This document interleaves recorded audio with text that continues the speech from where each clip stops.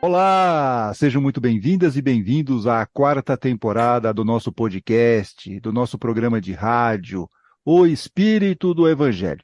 Aqui é Antônio Campos. Lembrando que temos episódio novo a cada 15 dias.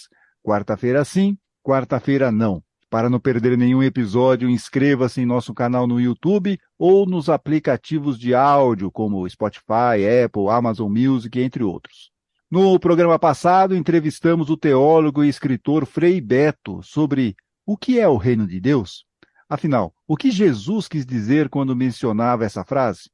Uma conversa muito interessante a respeito desse assunto e ficou claro como entender a ideia do reino de Deus pode nos ajudar muito a compreender os ensinamentos de Jesus. E uma observação, assim, muitas vezes as pessoas olham para os nossos programas e falam, puxa, mas o programa tem 30 minutos, o programa tem 35 minutos.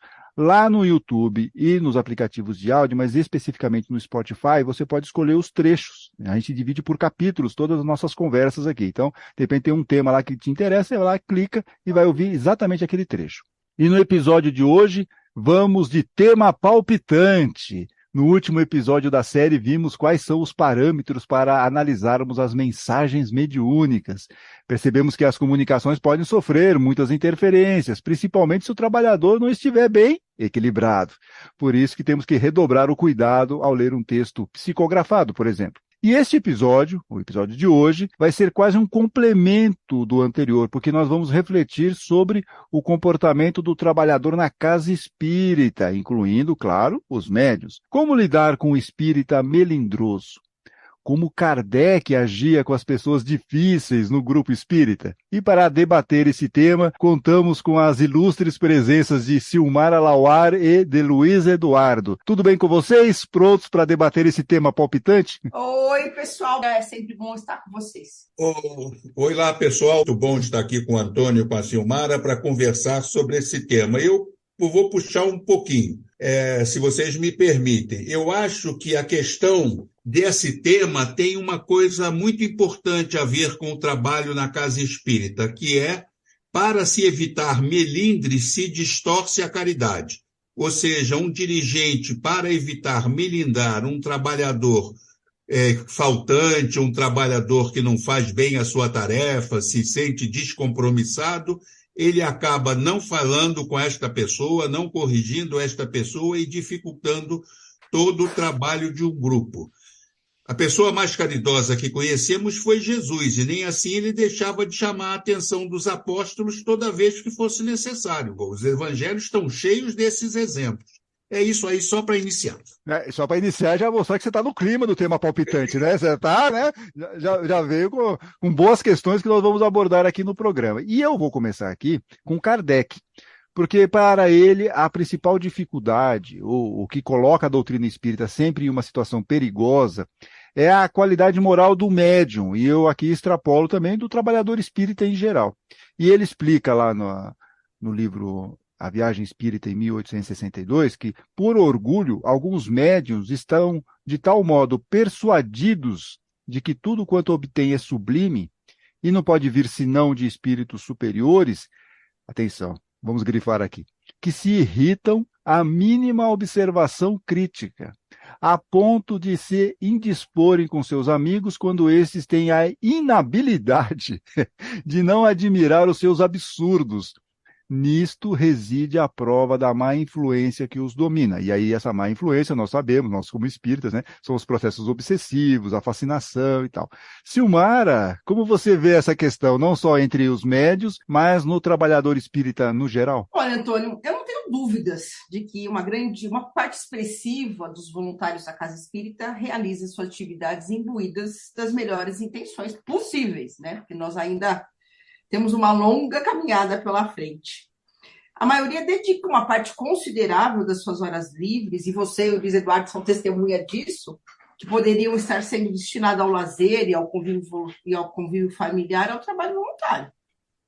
Existe sim, por parte desses tarefeiros, um olhar caridoso, empático, compassivo, para aqueles irmãos que ali estão em busca de consolo, esclarecimento e orientação. Ou seja, supostamente, um dos dois pilares de sustentação dos nossos males, que é o egoísmo, já está sendo trabalhado, sim.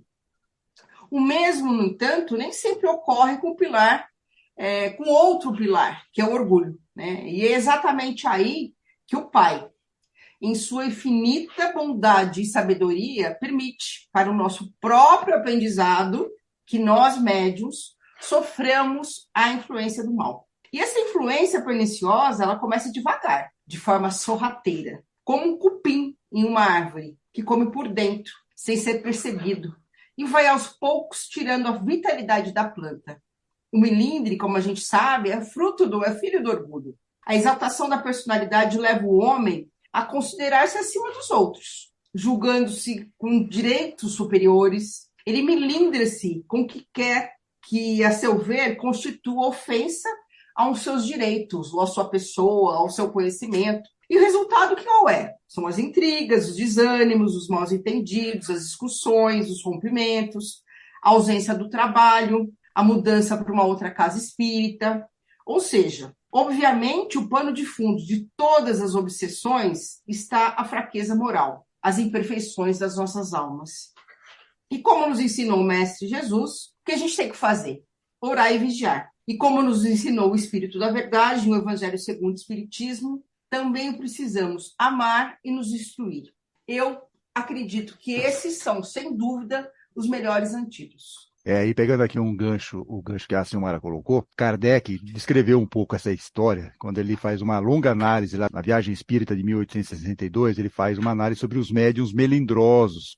E que, obviamente, sempre quando a gente fala de médium, nós também podemos extrapolar e falar para qualquer trabalhador espírita. E aí ele faz uma descrição que bate muito com isso que a senhora estava dizendo. Ele fala o seguinte, ó: o lugar que lhes é destinado nas reuniões, se não os põe em evidência, com a ordem estabelecida para a leitura de suas comunicações, ou quando se proíbe a leitura daqueles cujo objeto não parece oportuno numa assembleia, dos que não são solicitados com muito empenho a dar o seu concurso, por favor, trabalhe aqui com a gente, vem aqui, vem, tem que praticamente colocar um tapete vermelho para essa pessoa ir trabalhar.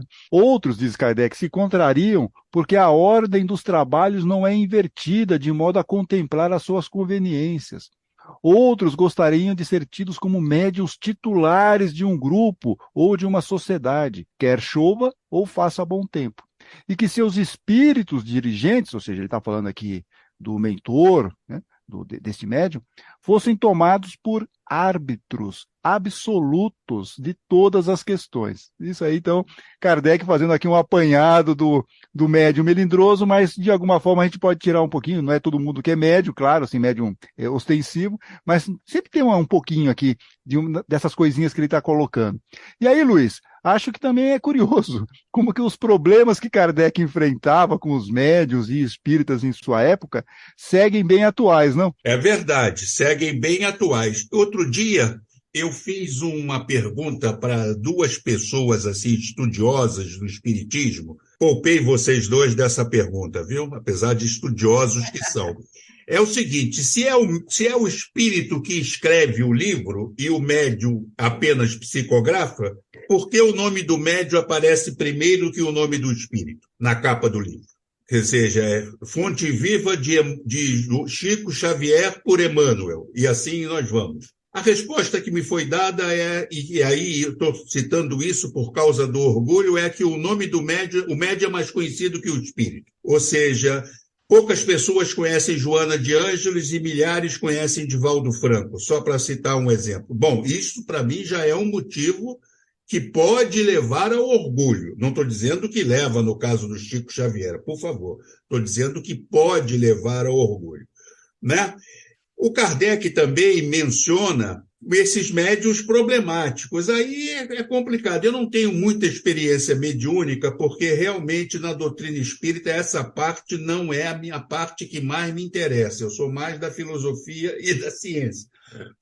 Se bem que a ciência é a parte mediúnica, mas trabalhar na atividade mediúnica não é muito a minha praia. Portanto, eu não tenho essa experiência para falar, mas imagino que, como estamos entre pessoas, e pessoas são pessoas, devem ter problemas também.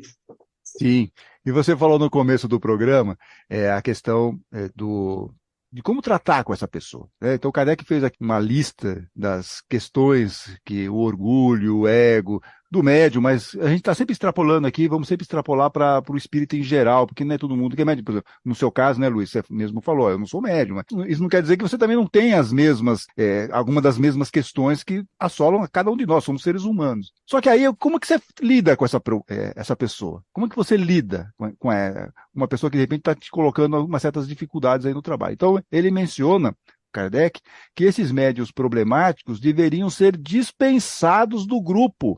Eu vou repetir aqui. Os médiuns problemáticos deveriam ser dispensados do grupo, porque antes constituem um entrave que um recurso. Ou seja, ele é mais um problema do que uma solução. Com eles, diz Kardec, estamos sempre pouco à vontade, temerosos de feri-los com as mais insignificantes ações. Então, essas são as declarações de Kardec. E essa declaração dele vai um pouco na contramão de muitas casas espíritas, por exemplo, que gostam de dar oportunidade sem fim para o trabalhador que atrapalha os trabalhos. E aí eu vou colocar aqui a Silmara, uma pimentinha para a Silmara. E aí, Silmara, o que você acha disso? Temos que ser assim, colocar para fora esse trabalhador que não nos ajuda, ou vamos dando chance sem fim? O que você acha? Olha, eu acredito que no grupo espírita não é razoável. Na minha opinião, diante de algo que esteja errado, fazer-se o silêncio, simplesmente para não melindrar este ou aquele, né? O compromisso maior de todos é com o Evangelho de Jesus e com a doutrina espírita em primeira instância e com a instituição em segunda. As atividades de qualquer centro espírita necessitam obedecer a certas disciplinas, e os trabalhadores, no meu entender, e estudantes, precisam estar inseridos nesse contexto para o bom funcionamento da instituição. Tudo isso, obviamente, sem dogmatismo, sem autocracias ou fundamentalismos, né? Óbvio. Tornar-se omisso para não se dispor com alguém é uma postura totalmente equivocada que muitas vezes contribui para aumentar os problemas da instituição. Por exemplo, né, vamos supor, uma orquestra necessita, para um grande concerto, estar o mais bem afinada possível. Aquele candidato a músico que não aprendeu a tocar para estar em sintonia com o grupo, que não se esforçou, que não agiu conforme deveria, não deve participar desse concerto. Nós não defendemos a repreensão pública, obviamente, descaridosa, mas a orientação fraterna deve ser feita, sempre com respeito, não fazendo aos outros o que a gente deseja que não façam conosco. É uma regra simples, mas infalível. Da mesma forma, deve-se cuidar com a síndrome da intolerância. Em tudo na vida, o bom senso é imperativo para uma performance positiva. O que a gente vê atualmente é uma cultura de extremos, né? 8 ou 80. E outra coisa importante de se ressaltar é que, associado aos melindres e às mágoas, encontra-se o ressentimento. O ressentido geralmente assume aquele papel de vítima, e com isso, ele foge das responsabilidades que lhe cabem no processo. E tem uma outra questão também, que a gente fica muito preso. A gente ouve muito isso. Não, olha, é uma casa de Jesus, temos que acolher a todos, mesmo que a gente tenha umas certas dificuldades. E quando a gente olha para Kardec, essa resposta dele foi muito taxativo, né? Está atrapalhando? Tchau. Tudo bem, eu entendo que há nuances nessa questão, mas ele rompe um certo paradigma que nós temos aí em muitas casas espíritas. E aí, Luiz, o que você acha? Que tem que dar chance eterna para o trabalhador? Temos que pensar em Jesus, ficar com ele lá, mesmo ele atrapalhando o trabalho? O que você acha disso? Você já deu um pouquinho um pitaco seu lá no começo, mas se você puder desenvolver um pouquinho mais... Eu acho que o dirigente tem que dar chances. Tem que dar chances, sim. Agora, chances eternas, não. Por quê? Você vê que o trabalhador não está desempenhando bem, conversa com ele, chama a atenção delicadamente, mostra os pontos de vista... Mostra como deve ser o trabalho. Aliás, ele deve ter aprendido como ser o trabalho. Se é uma casa espírita que exige prévios cursos antes, ele deve ter aprendido como é. Portanto, leva nisso. Agora, se a situação continuar, não dá para dispensar. Volto para Jesus. Jesus era a pessoa mais caridosa do mundo, mas chamava atenção. Vamos pegar um exemplo? No caso dos apóstolos tentando dar uma de assessor de celebridade, impede que as crianças venham falar com ele. O que ele diz? Não impeçam, não deixem. Por que ele deve ter dito depois? Eu imagino que ele deve ter dito algo assim, gente, a minha missão é com as pessoas, para as pessoas e junto com as pessoas. Sem as pessoas, a minha missão não tem sentido. Vou ficar conversando com vocês o tempo todo, exemplificando para vocês? Não. Então, não impeçam as pessoas de falar comigo. Então, chance sim. Permissividade, como disse a Silmara, não, porque a permissividade atrapalha o trabalho do grupo. Assim como o dirigente deve fazer isso, eu acho que o grupo também tem a obrigação de avaliar o dirigente. Se for o caso e for a decisão da maioria, pedir para trocar o dirigente, por que não? É que eu acho que depende muito da casa espírita, não sei se todas elas têm isso, né? Tem essas possibilidades. A gente tem uma certa ordem unida, normalmente, né? A casa espírita, ela não é muito pródiga em grandes debates, em grandes locais para você discutir decisões. É praticamente uma ordem unida de cima para baixo, na maioria das vezes. E também tem uma outra questão que eu vejo bastante, que assim, às vezes as pessoas não querem criar o problema. Então passa-se o pano. E vai passando um pano infinito em relação a isso, em todas as questões, seja no grupo, em relação a um trabalhador que de repente não é tão tranquilo, seja o dirigente, enfim, tem uma série de questões que ele vai levando, vai empurrando com a barriga aquilo lá, para não, por quê, né? Tô vindo aqui para trabalhar, sei lá, vem um dia só na semana, por que eu vou criar problema e tal? E a situação vai se perpetuando. No livro Kardec, a biografia, do Marcel Souto Maior, ele comenta, e é um caso muito curioso, descreve a irritação do codificador com o comportamento de um médium melindrado. É isso que eu quero mostrar aqui para vocês. Vou ler aqui para vocês o trecho do livro do Marcel Souto Maior. Sem dar nomes, Kardec contou em seu périplo pela França uma história recente de orgulho ferido. Inconformado porque não fora convocado a psicografar em determinada reunião, um médium se retirou da sessão e protestou contra o tratamento, abre aspas, imperdoável. Kardec ainda estava indignado com o episódio. Imperdoável, disse aqui Kardec. Concebei essa palavra nos lábios de pessoas que se dizem espíritas. Eis aqui uma palavra que deveria ser riscada do vocábulo espírita. Termina aqui a frase de Kardec. E muitas vezes o trabalhador espírita nem se dá conta de que ultrapassa os limites. Também tem um pouco essa questão. Acho que é orgulho, né? O orgulho cega e a gente acha que está certo. Mas tem um outro aspecto da questão do melindre que eu quero abordar aqui, é que algumas vezes rotular o trabalhador como melindroso por parte de um dirigente ou coordenador de trabalho pode ser um instrumento de poder, né? Até para evitar discussões, debates, um instrumento de controle, para não abrir espaço para opiniões divergentes. A situação fica um pouco complexa, né? Você vê que cada vez que a gente vai aprofundando um pouquinho mais a questão, nós vamos abrindo outras situações, que a gente vê que a situação não é simplesmente assim, o melindre, né? Mas as coisas ficam um pouco mais amplas. Silmara, como que você vê isso? Há uma solução para isso? Você consegue enxergar uma solução para isso ou não? Antônio, o que você disse realmente acontece, né? Dirigentes e coordenadores são espíritos imperfeitos, suscetíveis, portanto, ao erro. E a gente tem realmente visto muitas situações parecida com aquela que você acabou de mencionar. Mas o que eu tenho feito, né? Eu acho que tem uma historinha, não sei se vocês conhecem, que é um autor desconhecido, que chama A Arte de Não Se Irritar. Vocês conhecem essa historinha ou não? Não. Conta pra gente aí. Então, ele fala o seguinte, que lá no interior, né, tinha um sujeito que era gente boa para burro, que ele nunca se irritava, uma pessoa comedida, uma pessoa ponderada, que morava numa pensão e que todo mundo gostava muito dele, né? Mas que ele causava um certo desconforto, porque as pessoas eram bem diferentes do que ele costumava ser. E aí os amigos resolveram falar, olha, não é possível, né? Em algum momento na vida ele vai estourar. E aí eles convidaram ele para jantar e combinaram com a pessoa que iria servir, né, com a garçonete, que era para não servi-lo. E assim foi feito. Eles chegaram, era uma sopa maravilhosa, que ele ia da preferência dele, e aí a garçonete chegou para o lado esquerdo dele, e ele colocou o prato para ser servido, e ela simplesmente serviu a pessoa que estava ao lado, não serviu. E aí ele chamou, né? Falou, olha, por favor, né? E ela falou, escuta, o que o senhor quer? Fingindo impaciência. E ele falou, olha, você não me serviu a sopa. E ela falou, servi sim, senhor, lógico que eu servi. E aí ele ficou calado, pensou um pouquinho, aí os amigos disseram, nossa, agora ele vai estourar. E aí ele respondeu, olha, a senhora serviu sim, mas eu aceito um pouco mais. E aí, o que é o resumo dessa história? Esse protagonista dessa singela história, para ele não importava com quem estava a razão, porque ele queria evitar as discussões desgastantes e improdutivas. E é assim que eu tenho me posicionado um pouco quando eu percebo esse tipo de situação. Eu queria ter o estado de espírito desse rapaz aí que você contou a história. Muito boa essa história, eu gostei. Mas é duro, você tem que ter um equilíbrio emocional, uma rapidez de raciocínio que é fantástico.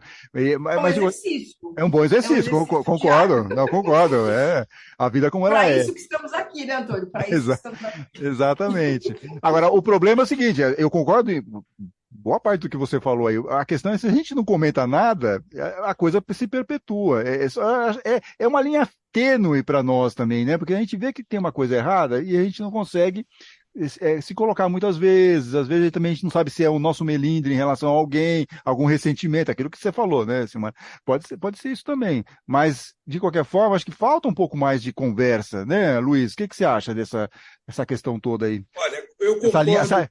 como romper essa linha tênue, né? Eu concordo em gênero, número e grau com a Silmara, mas eu lembro o seguinte: a primeira vez que eu fui trabalhar numa casa espírita e me disseram a frase que aqui a gente trabalha para Jesus, quase que eu desmaiei. Eu falei, mas isso é uma asneira, isso não tem o menor sentido, trabalhar para Jesus.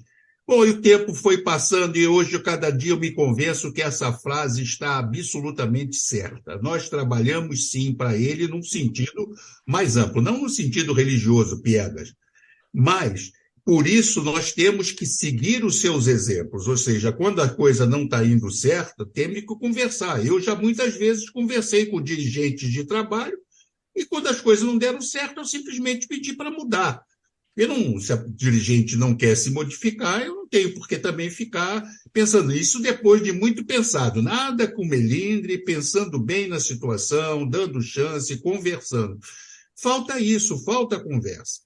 Gostaria só de voltar àquele ponto do médio orgulhoso. Quem leu pode pegar qualquer livro da codificação, pergunta se tem o nome de algum médium lá. Kardec não citou o nome de nenhum médium, e isso causou problemas para ele. A Jafé, por exemplo, a senhorita Jafé ficou inimiga de Kardec porque não citou o nome dela. Os médios precisam entender que eles são apenas instrumentos, mas na maioria das vezes muitos não entendem assim. E se nós fôssemos resumir aqui o nosso tema palpitante desse episódio, acho que ficou claro pela nossa conversa que não é porque somos espíritas que nós já atingimos um grau avançado aqui na nossa evolução espiritual. Às vezes a gente acha, né? Tem algumas casas espíritas que tem até crachá, né? Tem um crachá, já tem umas asinhas já. Não, não é assim, cara. Calma, não é dessa forma.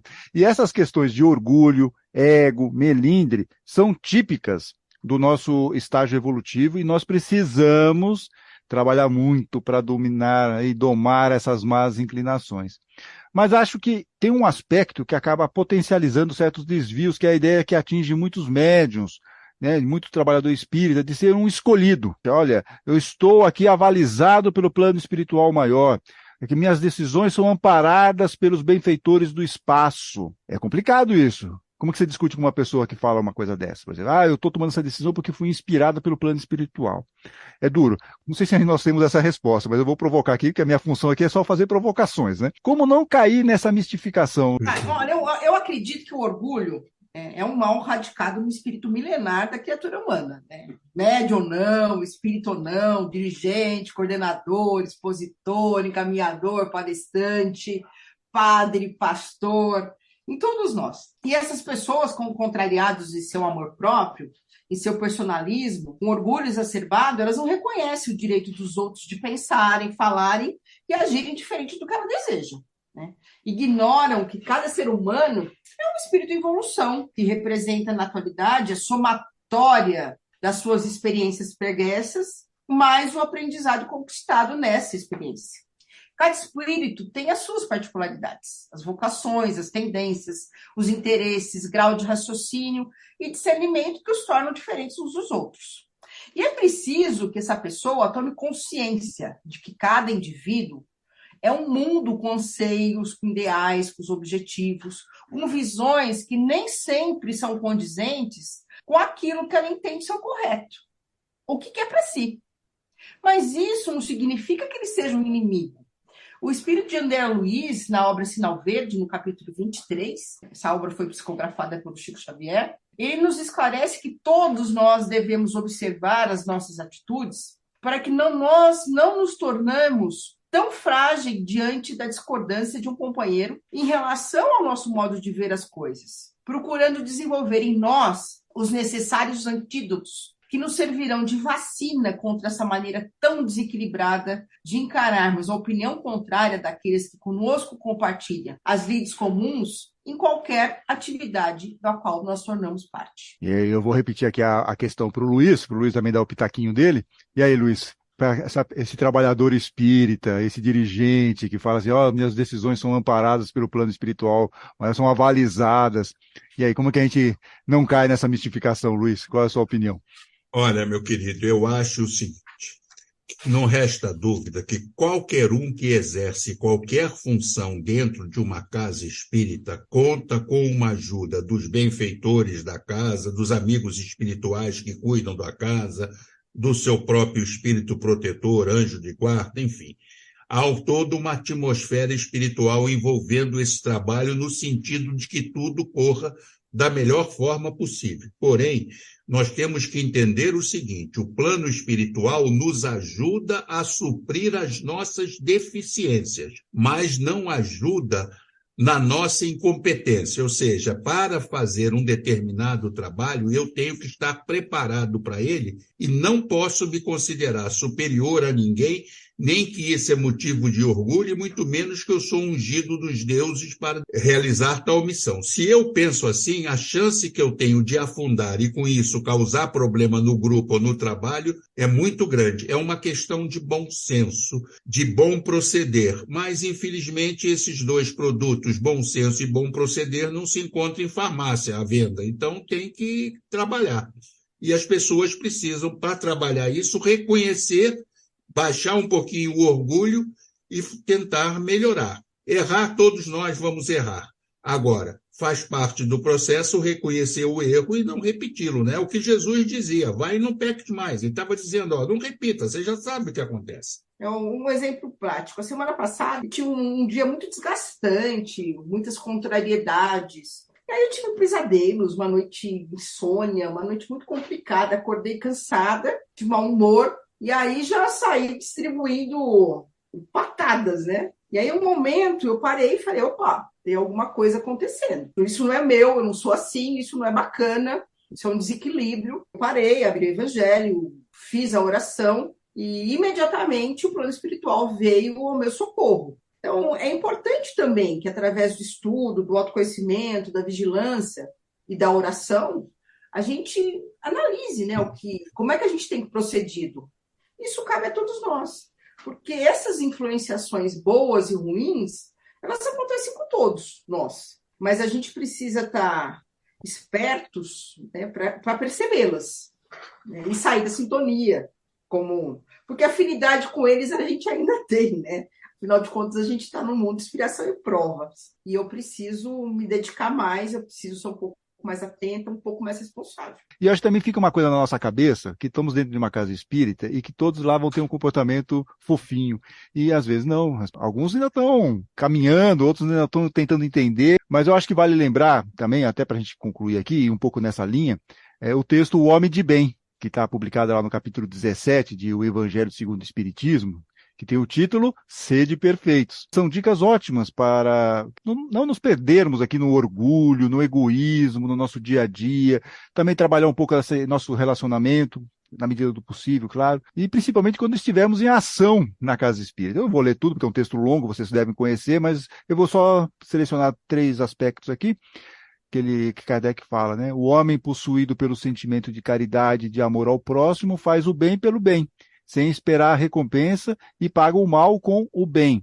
Encontra sua satisfação nos benefícios que distribui, nos serviços que presta, nas venturas que promove, nas lágrimas que faz secar, nas consolações que leva aos aflitos.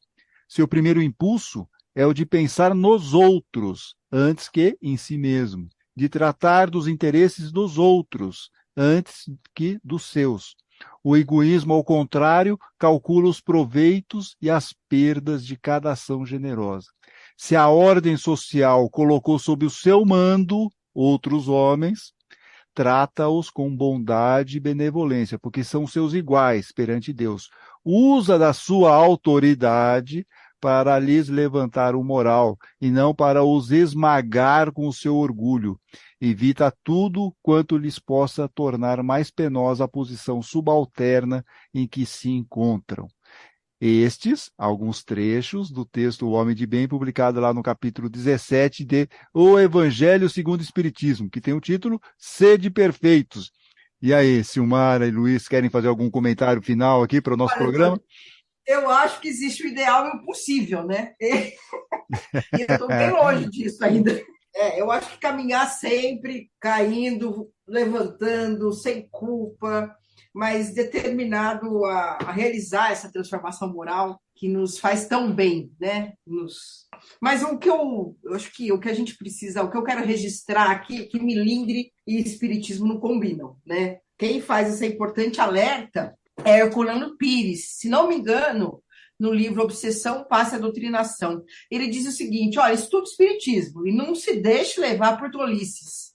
Dedique-se ao estudo, mas não queira saltar de aprendiz a mestre, pois o mestrado em espiritismo só se realiza no plano espiritual. Na Terra, nós somos todos aprendizes. Então, por isso que o trabalhador da última hora, ele não deve perder a oportunidade abençoada que está tendo e abandonar o emprego por ser censurado pelo dirigente quanto a algum procedimento, né? Se a censura foi merecida, agradeça e corrija-se. E se for injusta, desconsidere, perdoe, porque a sua consciência está em paz. É isso que eu tenho buscado. Lógico que em alguns dias com mais dificuldades que outros, né? Todo aquele que se melinda com a reprimenda ou conselho é alguém que precisa estudar o espiritismo, né? E o evangelho, sobretudo.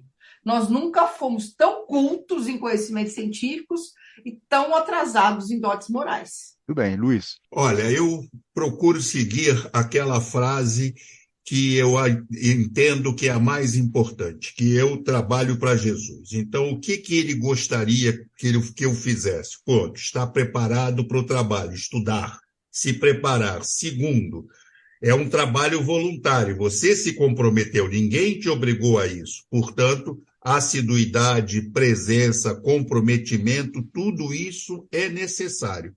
Agora, e como disse a Silmara, não dá para ficar se milindrando com qualquer bobagem. Vamos se milindrar se for o caso com alguma coisa realmente séria. Agora, se o dirigente está de mau humor, se o colega te cumprimentou ou não te cumprimentou, isso faz parte do processo da vida. Bola para frente, esquece isso. Muito bem. Então, agradecemos mais uma vez aqui a participação sempre trepidante, importante da Silmara Lauari e do Luiz Eduardo. E conte nos comentários como você lida com pessoas melindrosas no Centro Espírita. E você, se cuida para não ser melindroso? Conte para nós lá nos comentários e aproveite, por favor, para curtir este episódio. E daqui a 15 dias voltamos com um programa novo e daqui a um mês retornaremos com mais um tema palpitante. Por que temos tanta dificuldade para ler e entender o Evangelho? O tema é palpitante, hein, gente? Então vamos lá, esse é o nosso próximo tema palpitante. Fiquem bem, fiquem com Deus.